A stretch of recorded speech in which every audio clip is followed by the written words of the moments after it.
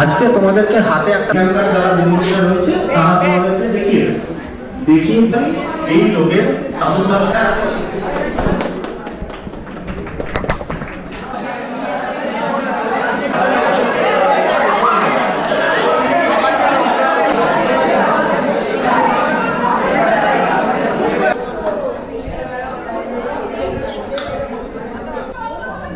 তোমরা আমাদেরকে কিছু বলবো এবং তোমাদের যদি কিছু প্রশ্ন থাকে সেগুলি। অটোজোমাল মানে হচ্ছে কি দেহ কোষের মধ্যে মা এবং বাবা এই দুটো, মা যদি ভালো থাকে মানে মায়ের বাহক মানে হচ্ছে আমরা জানি যে বাবার থেকেও ভালো জিন পাই, মায়ের থেকেও ভালো জিন পাই। আমরা এই থ্যালাসেমিয়া ডিটেকশন কেন করতে এত আগেকার সময়ে এইচপিএলসি নামক একটি টেস্ট করা হচ্ছে, কমপ্লিট ব্লাড কাউন্ট তোমাদের যেটা করা হচ্ছে না একদমই কি নরমাল স্টেট কিনা তোমাদেরকে কিন্তু ক্যান্সেল করা হচ্ছে। আমি সহজে বোঝাই, দুজন বাহক না, এই দুটো জিন একসাথে হতে পারে বাহক আক্রান্ত আর নরমাল হওয়া। থ্যালাসেমিয়া ডিটেক্ট করতে পারবো তত আমাদের এই সাথে কথা বললেই বুঝতে পারবে, যেটা হয়তো তোমরা এখন বুঝতে পারছো না। তো চাইবো নেক্সট টাইম থেকে তোমরা এই থ্যালাসেমিয়া ডিটেকশন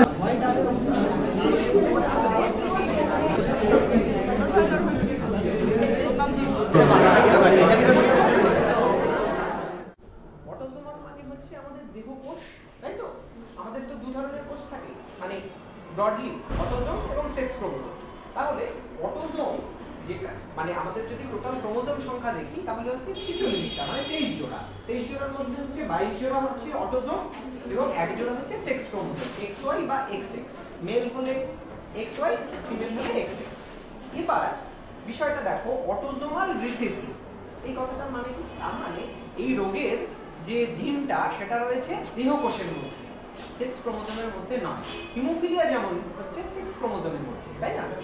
আর থ্যালাসেমিয়ার ক্ষেত্রে জিনটা লুকিয়ে রয়েছে 11 এবং 16 নম্বর ক্রোমোজোমের মধ্যে। এই যে 22 জোড়া ক্রোমোজোম আছে তার মধ্যে আমি যদি 11 নম্বর ক্রোমোজোমে চলে যাই, সেই 11 নম্বর ক্রোমোজোমের ত্রুটির জন্য থ্যালাসেমিয়া হয়। রিসেসিভ কেন বলছে?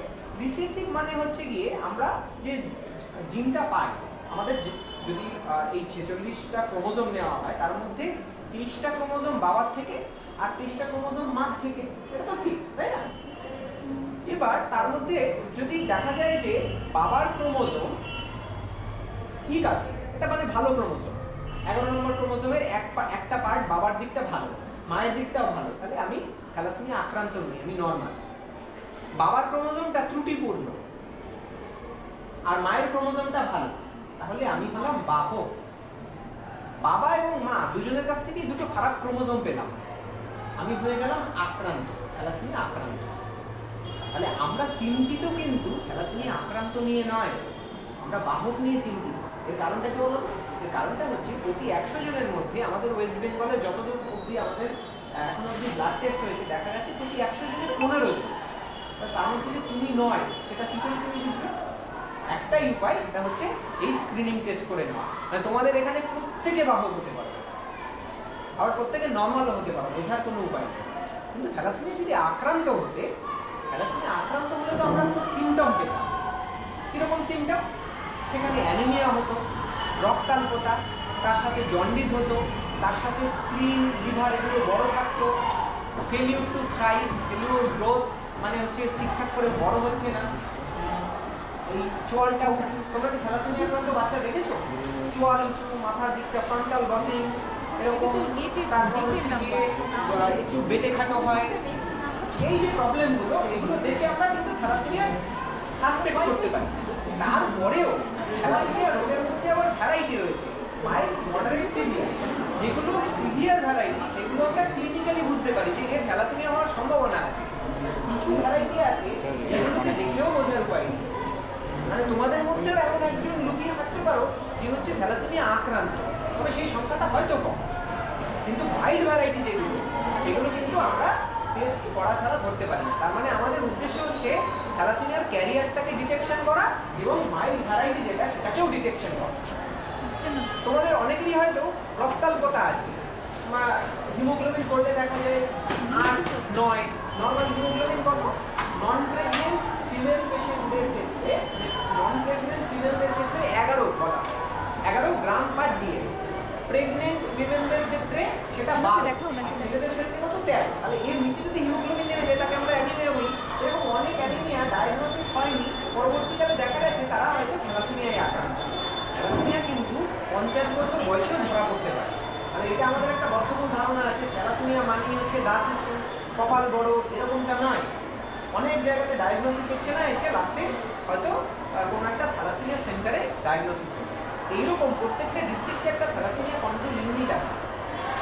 আমি যেমন এসেছি, আমি বারাসাত মেডিকেল কলেজ থেকে এসেছি, আমি উত্তর চব্বিশ পরগনার থ্যালাসেমিয়া আর এইচসিপি হিমোগ্লোবিনোপ্যাথি কন্ট্রোল প্রোগ্রাম অফিসার হিসেবে আমি উত্তর চব্বিশ পরগনা জেলার সমস্ত এই রিলেটেড যা কাজ হয় সেগুলো আমি দেখভাল করি।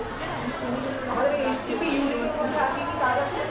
থ্যালাসেমিয়া, সিকেল সেল অ্যানিমিয়া এবং হিমোফিলিয়া, এই তিনটে রোগ নিয়ে বিশেষ করে। এবার আমরা যে বাহক আইডেন্টিফাই করতে চাইছি কেন? মানে আমরা বাহক ধরেই বা আমাদের কি লাভ আছে? এর কারণটা হচ্ছে তোমরা প্রত্যেকেই বিয়ে করবে, 1-2 জন 3 জন ছাড়া। বিয়ের সময় তুমি বাহক, তুমি কিন্তু জানো না, তুমি সেটা না জেনেই বিয়ে করে ফেলবে। তাহলে এই তুমি বাহক, একটা জিন খারাপ। তুমি বাহক তার মানে কি তোমার বাবা বা মা কারো একটা জিন খারাপ ছিল, তুমি সেটা জানো না কার জিন খারাপ। তার মানে আমরা বাবা মাকে যদি টেস্ট করাই দেখতে পাবো কারো কেউ একজন বাহক। বোঝা গেল? তোমার যে হাজবেন্ড হলো সেও ভুলক্রমে বাহক হয়ে গেল, তুমি তো জানো না। 100 জনের মধ্যে 15 জনই তো বাহক। তাহলে কি গন্ডগোল হতে পারে? তোমরা অনেকে ভাবছো যে বিয়ে তো অনেক দূরের ব্যাপার, তা নয়। কারণটা হচ্ছে তুমি একবার তোমার ক্যারিয়ার স্টেটটা জেনে নিলে মানে হচ্ছে তুমি সারা জীবনের জন্য জেনে নিলে। মানে এটা তো এমন নয় যে তোমার এখনকার ব্লাড সুগার 80 রয়েছে, আবার কালকে তোমার 100 রয়েছে, এরকমটা তো না। তুমি থ্যালাসেমিয়ার বাহক আজকে যদি হয়ে থাকো সারা জীবন বাহক থাকবে, যদি নর্মাল হয়ে থাকো সারা জীবন নর্মাল থাকবে। তার মানে বিয়ে করো কি না করো, এই থ্যালাসেমিয়ার স্ট্যাটাসটা জেনে নেওয়াটা ভীষণ ভীষণ ইম্পর্টেন্ট। তাহলে এবার 2 জন বাহকের মধ্যে বিয়ে হয়ে গেল, ঠিক আছে? এবার কি প্রবলেম হলো? ধরে নাও একটা খারাপ জিন, এদিকেরও একটা খারাপ জিন, তোমার হাজবেন্ডের একটা খারাপ জিন রয়েছে, তোমারও একটা খারাপ জিন রয়েছে। এবার যখন বাচ্চা হলো তারাও তো তোমার থেকে একটা জিন পাবে, বাবার থেকে একটা জিন পাবে। এই খারাপ দুটো জিন যদি একসাথে হয়ে যায় তাহলে তো থ্যালাসেমিয়া আক্রান্ত বাচ্চা হবে। যদি এই তুমি বলো যে না এটাই যে হবে এমন কোনো কথা আছে, এই দুটোও তো জুড়ে যেতে পারে। হ্যাঁ, যেতেই পারে। তার মানে 25% সম্ভাবনা হচ্ছে ভালো খারাপ হওয়ার, থ্যালাসেমিয়া আক্রান্ত হওয়ার, আর 25% সম্ভাবনা কিন্তু ভালো হওয়ার। আর তাহলে কি বাকি রইল? এইটাও তো হতে পারে, হ্যাঁ তাহলে এটাও হতে পারে, আবার এটাও তো হতে পারে। তার মানে 50% বাহক হতে পারে, 25% আক্রান্ত হতে পারে, আর 25% নর্মাল হতে পারে। তাহলে আমরা জেনে শুনে কেন 2 জন বাহক বিয়ে করব? আমাদের উদ্দেশ্য হচ্ছে 2 জন বাহককে বিয়ে করতে দেওয়া যাবে না, এটা হচ্ছে উদ্দেশ্য। কারণ 2 জন বাহক হলে যেখানে 25% প্রবাবিলিটি রয়েছে, এবার তুমি বলতে পারো যে 75% তো ভালো হতেই পারে, মানে 75%-এর মধ্যে 25% ভালো আর 50% বাহক হবে। তাহলে আমি সেই রিস্কটা কেন নেব না? দেখবে এই কারণেই নেবে না, তুমি যদি বারবার করে টস করো দেখবে হেড টেস্ট, হেড আর টেল করার প্রবাবিলিটি কত? 50%, তাই তো? কিন্তু তুমি 5 বার করে দেখো হেড টেল 50-50 করে কি? করে না। তার মানে তুমি যদি লুডোর গুটির মতো যা দাম দাও, যদি 4টে প্রবাবিলিটি থাকে 4 বার কিন্তু আক্রান্ত হতে পারে, 4 বার নর্মালও হতে পারে, 4টে বাহকও হতে পারে। প্রবাবিলিটি আর বাস্তবের মধ্যে পার্থক্য রয়েছে। তার মানে আমরা কোনোরকমভাবেই আমাদের উদ্দেশ্য হচ্ছে বাহক কিনা জেনে নেব, দ্বিতীয়ত হচ্ছে গিয়ে বাহক বাহক বিয়ে করবো না, এটাই হচ্ছে আমাদের উদ্দেশ্য। আমরা যে রিপোর্টটা পাবো যে আমরা আক্রান্ত কি আক্রান্ত নই বা বাহক কি বাহক নই, সেই রিপোর্টটা একটু যত্ন করে রেখে দেবো। কারণ তোমাদের এখনের থেকে হয়তো আরো 10-15 বছর বাদে বিয়ে করবে, সেই সময় হয়তো তোমরা ভুলেই যাবে যে থ্যালাসেমিয়ার যে আমার যে রিপোর্টটা এসেছিল সেই রিপোর্টটা নর্মাল ছিল, তখন আবার করতে হবে। আমাদের গভর্নমেন্ট আগে এইচপিএলসি করাতো, এখন এইচপিএলসি টেস্ট যেটা এখন সেটা বন্ধ করে এখন কমপ্লিট ব্লাড কাউন্ট করা হয়। সেটার মাধ্যমে আমরা যদি দেখি যে হ্যাঁ থ্যালাসেমিয়ার ক্যারিয়ার হওয়ার সম্ভাবনা আছে, তখন আমরা সেই টেস্টটাকে কনফার্মেশনের জন্য এইচপিএলসি করতে পারি। এবারে বলো তোমাদের কি কিছু কোয়ারিজ আছে? যে মানে থ্যালাসেমিয়া সম্বন্ধে তোমরা হয়তো ভাবছো যে থ্যালাসেমিয়া মানে আমরা তো দেখিনি, আমাদের আশেপাশে তো দেখতেই পাই না। বেসিক্যালি তোমরা দেখতে পাও না, কারণটা হচ্ছে তোমরা যেহেতু এই রোগটা নিয়ে কাজ করো না, তাই দেখতে পাও। আমি কিন্তু দেখতে পাই, আমার আশেপাশে অনেকেই আছে থ্যালাসেমিয়া আক্রান্ত কিংবা বাহক, আমাদের পরিচিতের মধ্যেই রয়েছে যে বাহক। সুতরাং বাহকের এই যে পরীক্ষাটা করে নেওয়া খুব জরুরি। এবং তোমাদের যে ভয়টা আছে সুচ ফোটানো নিয়ে, মাত্র 2 ml ব্লাড নেবে, আজ পর্যন্ত কারো কোনো অসুবিধা কিছু হয়নি। একটা নিডল প্রিক যেমন টিটেনাস দিয়েছো অনেকেই, তাতে এমন কি ভয়ের কি আছে? তার বিনিময়ে আমরা এত কিছু জেনে যাচ্ছি। এবং আমরা যেহেতু তোমাদের কাছে এসেছি, এটা একটা অপরচুনিটি। তোমাকে এই টেস্টটা করানোর জন্য তো প্রাইভেটে যেতে হবে। প্রাইভেটে গিয়ে তুমি যদি এইচপিএলসি করতে যাও, সেটা প্রায় 800, 1000, 1500 এরকম টাকা খরচ আছে। মানে এই সুযোগটা কেন দেবে না? এর পাশাপাশি আর একটা কি অ্যাডভান্টেজ আছে, তোমরা এই টেস্টের মাধ্যমে আর কি জানতে পারবে বলো তো? কি শুধু থ্যালাসেমিয়ার টেস্ট না, তোমাদের ডাক্তারের কাছে গেলেই দেখতে পাবে যে জ্বর বা যা কিছু হলে একটা কমপ্লিট ব্লাড কাউন্ট করতে দেয়, তাই তো? দেখবে সিবিসি লিখে দেয়। এই কমপ্লিট ব্লাড কাউন্টের মধ্যে কি থাকে? হিমোগ্লোবিন থাকে, ডাব্লিউবিসি কাউন্ট থাকে, মানে শ্বেত রক্তকণিকা কত আছে, প্লেটলেট কত আছে, প্লেটলেটের সাইজ কত, ডাব্লিউবিসির সাইজ কত, এমসিভি, এমসিএ ভ্যালুগুলো দেখতে একটা দেয় ডিটেইলসে, তাই তো? এবার আমরা কি করি, প্রত্যেকের তোমাদের সিরিজে কমপ্লিট ব্লাড দেবো, তার মধ্যে তো হিমোগ্লোবিন ভ্যালুটাও থাকে। তোমাদের মধ্যে যারা অ্যানিমিয়ায় ভুগছে তোমরা জানতে পারবে। তোমরা যদি দেখো যে ওখানকার হিমোগ্লোবিন ভ্যালুতে 7 রয়েছে, তোমরা তার জন্য ব্যবস্থা নিতে পারবে, তাই না? অনেকেই করছো অ্যানিমিয়ায় আক্রান্ত, কিন্তু তোমরা জানো না। আমি এই টেস্টের মধ্যে শুধুমাত্র যে থ্যালাসেমিয়া হচ্ছে তা নয়, এর মাধ্যমে কিন্তু আমরা তাহলে অ্যানিমিয়াও ডায়াগনোসিস করতে পারছি। আর যদি তোমরা আরো যদি চাও যে আমরা কনফার্মেটরি টেস্ট করতে চাই, সেক্ষেত্রে তোমাদেরকে কিন্তু এইচপিএলসি করতে হবে। সেটা কিন্তু সরকারিভাবে ডিরেক্ট আমরা এইচপিএলসি এখন আর করছি না। মানে বিগত 2-3 মাস আগে এই ফেসিলিটিটা ছিল যে আমরা সবাইকে আমরা এইচপিএলসি করতাম, কিন্তু তার রেসপন্স খুব একটা ভালো পাইনি। মানে মোটিভেট করতে গিয়ে যে আমরা কেন করবো, সেটা করতে পারলে তোমরা সিকেল সেলও একসাথে ডায়াগনোসিস করে দেবে, বুঝতে পারছো? এই হচ্ছে বিষয়। আর কিছু তোমাদের যদি প্রশ্ন থাকে বলতে পারো। প্রত্যেকটা ডিস্ট্রিক্টে করলাম এরকম একটা থ্যালাসেমিয়া কন্ট্রোল ইউনিট থাকে। তোমরা যদি আরও কিছু ডাউট থাকে তাহলে বারাসাত মেডিকেল কলেজে থ্যালাসেমিয়া কন্ট্রোল ইউনিটে যেতে পারো, ওখানে আমি থাকি। আমাদের কাউন্সিলর থাকে, আমাদের যারা ল্যাব টেকনিশিয়ান, তারা তোমাদেরকে যে কোনো দিন রোববার ছাড়া বা গভর্নমেন্ট যে 10 days হলিডেজ আছে এগুলো ছাড়া অন্য সব দিন খোলা থাকে অফিসিয়াল আওয়ার। তোমরা সেখানে যেতে পারো, বাড়ির লোকজনকে নিয়েও গিয়ে টেস্ট করাতে পারো। আর টার্গেটেড পপুলেশন কারা? Targeted population means mainly adolescent boys and girls. কারণ দেখো, এটা তো আমরা থ্যালাসেমিয়া প্রিভেন্ট করতে চাই। রোগ হয়ে গেলে আমরা কি করবো সেটা তো পরের ব্যাপার, আমরা তো প্রিভেন্ট করতে চাই। তাহলে অ্যাডোলেসেন্ট বয়েজ অ্যান্ড গার্লস তোমাদের 19, 11, 12 কেন সচেতন করা? কারণ আমি একটা 5 এর বাচ্চাকে এই কথা বললে সে কিছুই বুঝবে না। তোমরা তো বইয়ে তো থ্যালাসেমিয়া শব্দটা শুনেছো, একটু হয়তো কতটা বুঝেছো, কিছুটা তো বুঝেছো। তো আমাদের এটা হচ্ছে মেন কাজ, কলেজ স্টুডেন্টদেরকে এডুকেট করা। এবং হচ্ছে অ্যান্টিনেটাল মাদার যারা অলরেডি প্রেগনেন্ট হয়ে গেছে, সেক্ষেত্রেও কিন্তু প্রিভেনশনের একটা রাস্তা।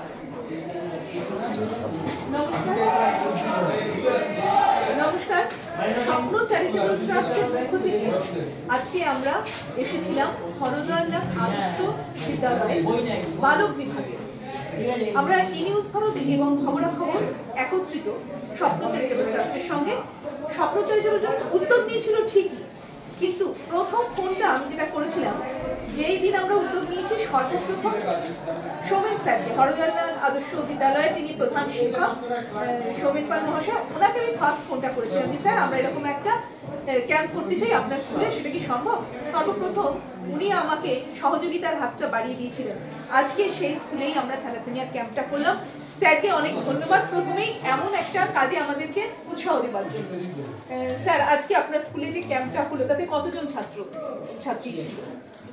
আজকে 71 জন ছিল, আরেকটু বেশি হতে পারতো। আসলে আজকে মকর সংক্রান্তি বলে স্কুলে এমনি অর্ধ দিবস, আর দ্বিতীয়ত অন্যান্য প্রোগ্রাম একসঙ্গে চলছে, 4টে প্রোগ্রাম চলছে, তো সব মিলিয়ে 71 জন হয়েছে।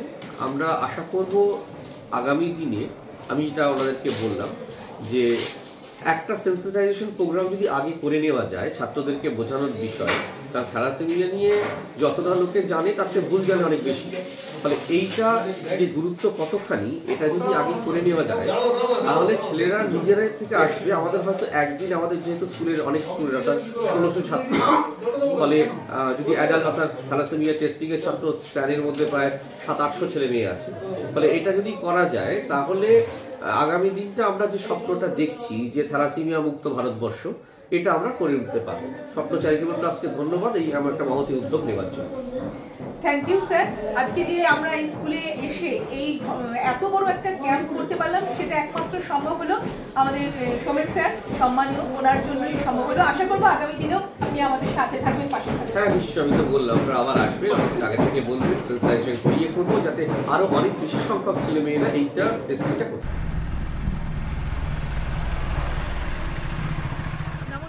স্বপ্ন চ্যারিটেবল ট্রাস্ট থেকে আজকে আমরা এসেছিলাম উদয়পুর হরদয়ালনাথ আদর্শ বালক বিভাগ স্কুলে।